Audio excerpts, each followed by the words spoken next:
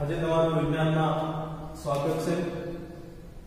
Chapter number 9 બળ અને ગતિના નિયમો ભાગ 6 એટલે કે લેક્ચર નંબર 6।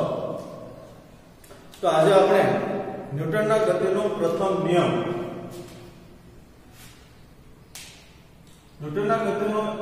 નિયમ લેક્ચર નંબર 5 માં આપણે આખો જોયો તો ન્યૂટનના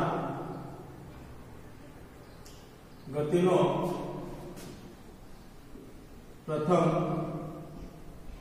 નિયમ જેને જડત્વનો નિયમ તરીકે ઓળખવામાં આવે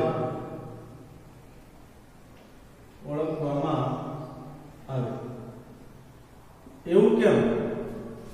તો ન્યૂટનનો જે ગતિનો પ્રથમ નિયમ હતો, ફરીવાર તમને કહો કે જ્યાં સુધી કોઈ પદાર્થ પર અસંતુલિત બાહ્ય બળ લગાડવામાં ન આવે ત્યાં સુધી તે પદાર્થ પોતાની મૂળ અવસ્થા જાળવી રાખવાનો પ્રયત્ન કરે।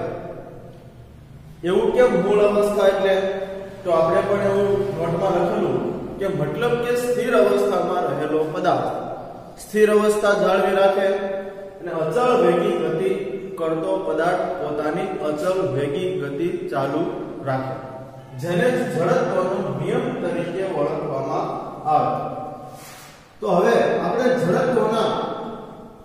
જડત્વના પ્રકાર વિશે જોઈએ। તો જડત્વના ત્રણ પ્રકાર। પહેલો પ્રકાર સ્થિર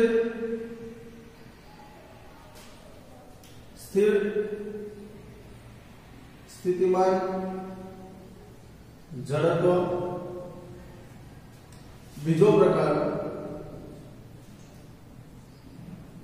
ગતિમાન જડત્વ અને ત્રીજો પ્રકાર દિશામાન જડત્વ। તો ત્રણ પ્રકાર સ્થિર સ્થિતિમાન જડત્વ, ગતિમાન જડત્વ અને દિશામાન જડત્વ એટલે દિશા જડત્વ લખો તો પણ ચાલે।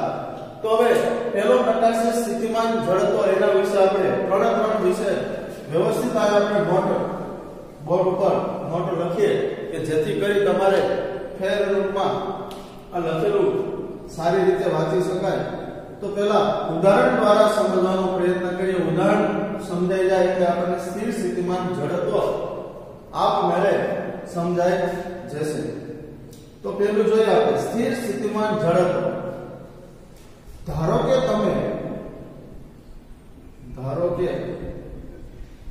તમે એક સ્થિર બસનું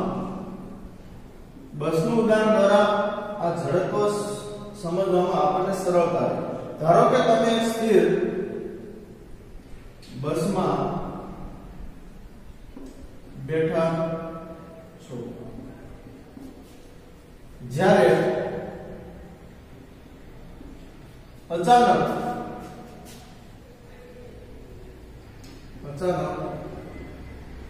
ડ્રાઈવર તે બસને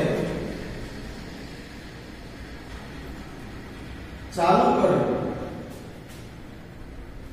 કરે ત્યારે હવે જોજો ખાસ ત્યારે શું ઘટના બને?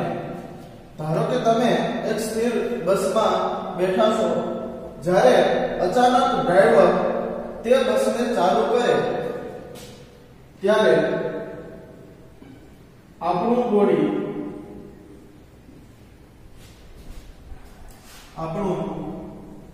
બોડી મૂળ અવસ્થા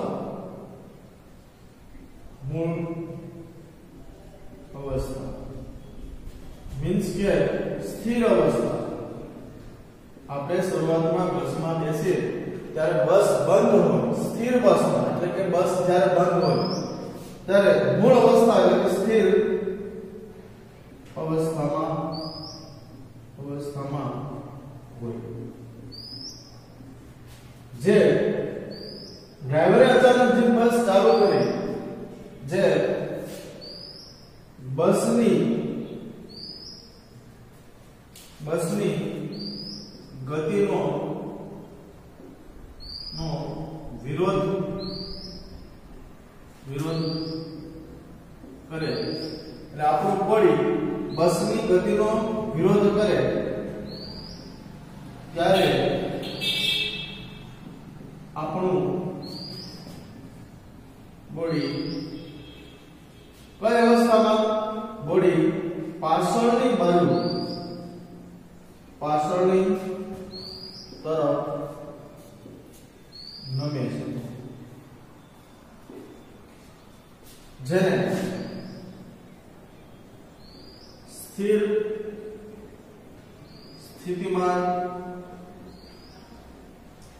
સ્થિતિમાન કહેવામાં આવે.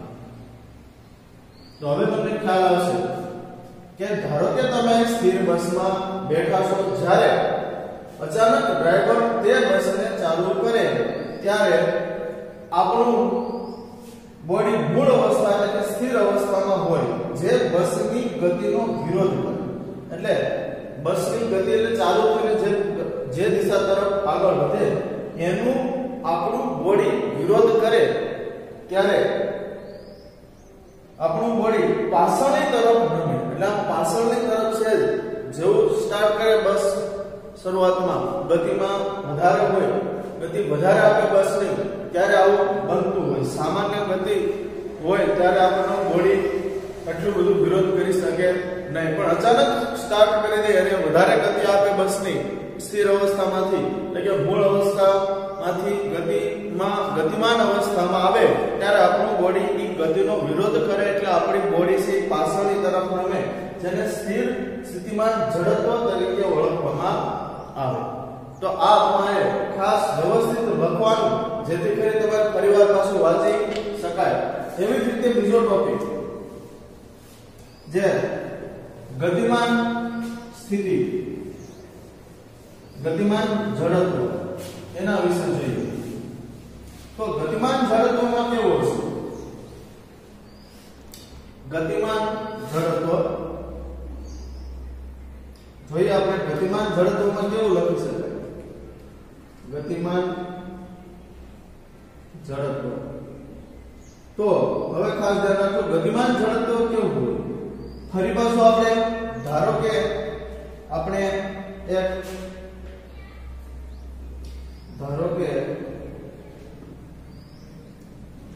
આપણે એક ગતિમાન બસમાં બેઠા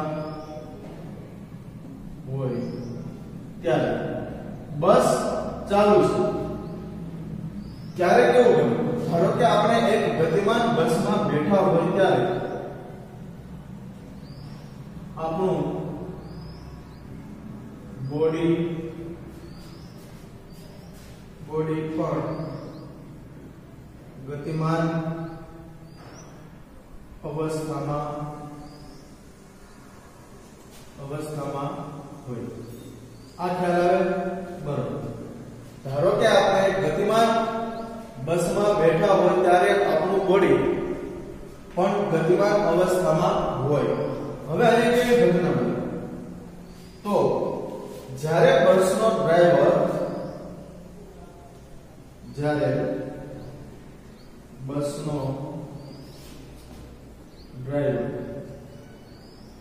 રસ્તામાં કોઈ પણ સારો રસ્તો હોય ને બસ વધારે 50 60 70 જેટલી ગતિમાન અવસ્થામાં હોય અને અચાનક કોઈ પણ વસ્તુ આવે, અચાનક બીજી બાઇક આવે કે કોઈ પણ પ્રકારની ગાય આવે કે ભેંસ આવે, કોઈ પણ વસ્તુ આવે તો ત્યારે ડ્રાઈવર શું કરશે? અચાનક એને એક્સિલરેટર ઉપરથી પગ ઉઠાવી અને બ્રેક પર પગ દેશે એટલે બ્રેક મારશે.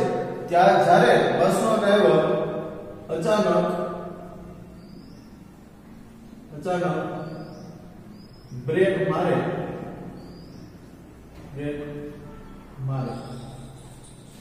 મારે ત્યારે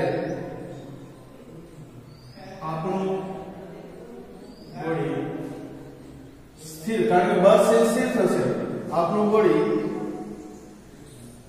સ્થિર અવસ્થાનો વિરોધ કરે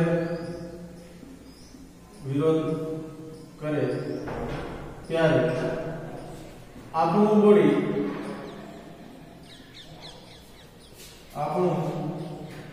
બોડી અચાનક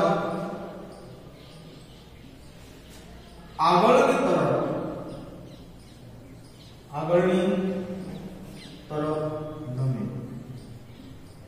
જેને ગતિમાન જડત્વ કહેવામાં આવે. તો હવે તમને ખ્યાલ આવશે કે ગતિમાન જડત્વ કોને કહેવામાં આવે કે ધારો કે આપણે ગતિમાન બસમાં બેઠા હોય ત્યારે આપણું બોડી પણ ગતિમાન અવસ્થામાં હોય. જ્યારે બસનો ડ્રાઈવર અચાનક બ્રેક મારે ત્યારે આપણું બોડી સ્થિર અવસ્થા, બસ સ્થિર અવસ્થામાં આવી જાય, એટલે કે સ્થિર અવસ્થાનો વિરોધ કરે ત્યારે આપણું બોડી અચાનક આગળની તરફ નમે, જેને ગતિમાન જડત્વ તરીકે ઓળખવામાં આવે. એવું જ સેમ પોઝિશન દિશામાન જડત્વ એનો વિશે જોઈએ.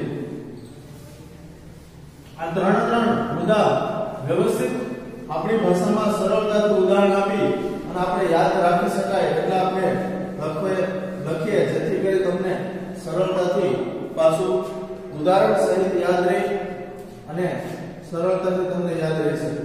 દિશામાન જડત્વ. હવે એમાં જોઈએ ફરી પાછું આપણે ધારો કે આપણે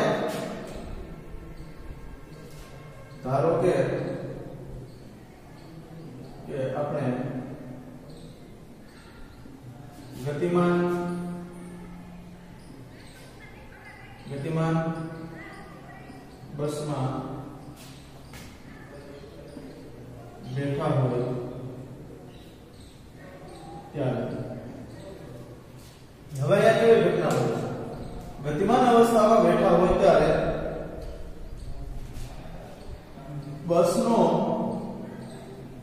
ત્યારે આપણું બોડી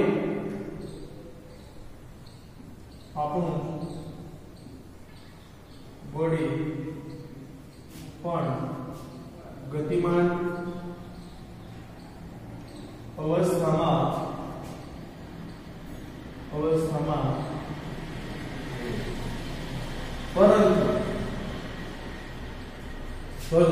પરંતુ જ્યારે બસનો ડ્રાઈવર બસનો અચાનક વળાંક લે ત્યારે આપણું બોડી આ વળાંકનો વિરોધ કરે ત્યારે આપણું બોડી